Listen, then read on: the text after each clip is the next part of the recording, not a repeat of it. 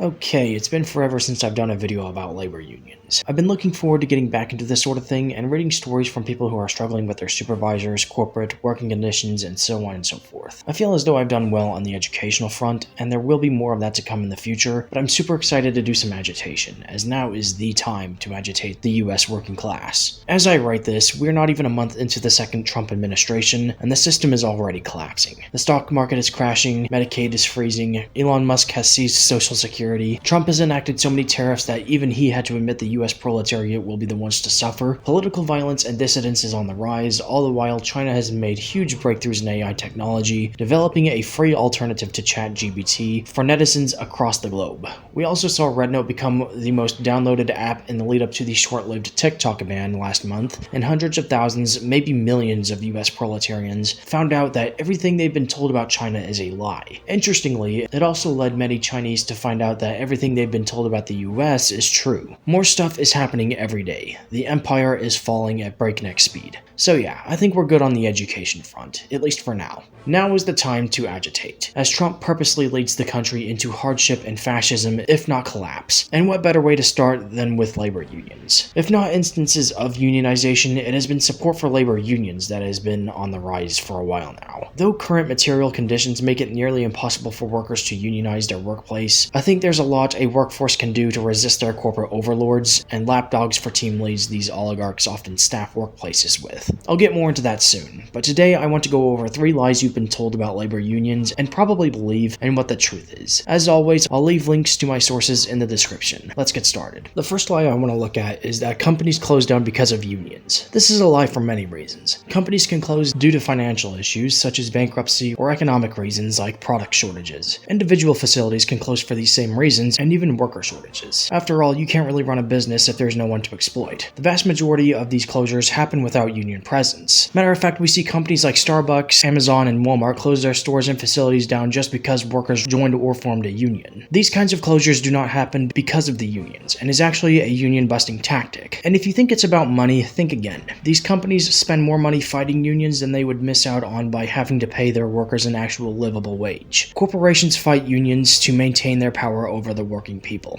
The second lie is that unions just want workers' dues. I've always thought this one was funny because they go on about how unions supposedly make you pay $700 a year, meanwhile most landlords charge at least that much every month. Yet there's no outrage over landlords. I wonder why that is, you know? It couldn't possibly be because this system is hierarchical, and that unions help to empower the lower echelon of capitalist society, right? Fact of the matter is, union dues go into making sure the union can function and organize. Unless you have a genuinely shitty union, there isn't going to be some fat cat at the top with as much money as Ryan Cohen or Doug McMillan or Marvin Ellison. They don't run like corporations, at least they aren't meant to. There are some unions that function incorrectly, but that's a different story for a different day. Unions are meant to be a tool of collective bargaining. Union dues are voted upon by the working people being represented by said union, and will not increase unless the workers agree to it. Union dues are typically outweighed by pay increases, benefits, and improved job quality and working conditions that the workers win when they join or form a union. The final lie I'll look at is that union membership is decreasing. Your employer will often show you this graph to secure their point and tell you that unions are unpopular for a reason. That reason, of course, being their propaganda talking points that unions cause places to go out of business and just want your money. But the reality is, union membership has remained steady since the 70s. But as you can imagine, the workforce has grown in that time. What you end up seeing is more likely the percent of workers that are represented by a union. Does this mean that corporate power has fought unions to a standstill? Maybe.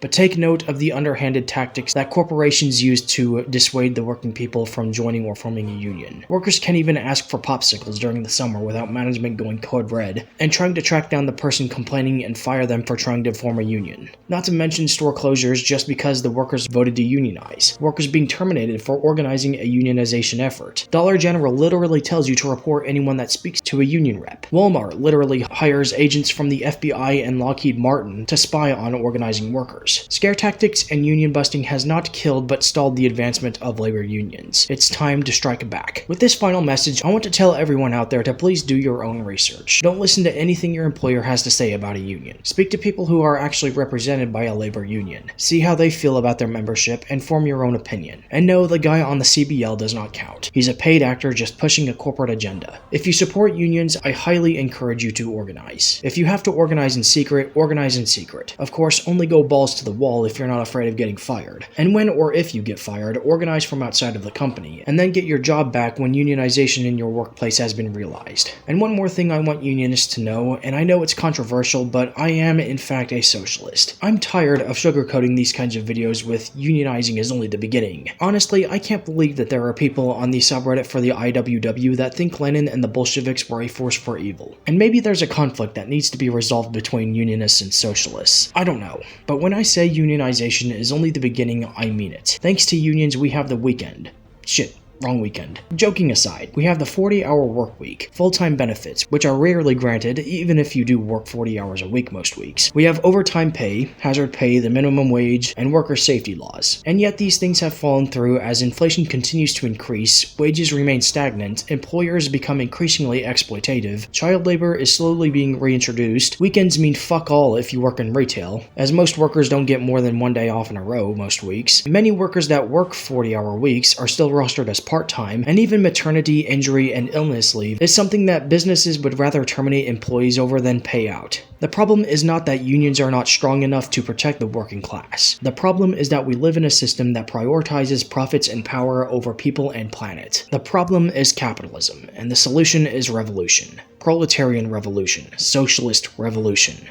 There. Now I'll sign off. If you like this video, please be sure to click thumbs up, share this video with your coworkers, leave your thoughts in the comments below, feel free to debunk more lies and myths about labor unions, and add context to my points, and please subscribe for more content like this, as there will be more, and click the bell to get notified when I upload. Thank you for watching, and I'll be back soon with another video. Bye guys.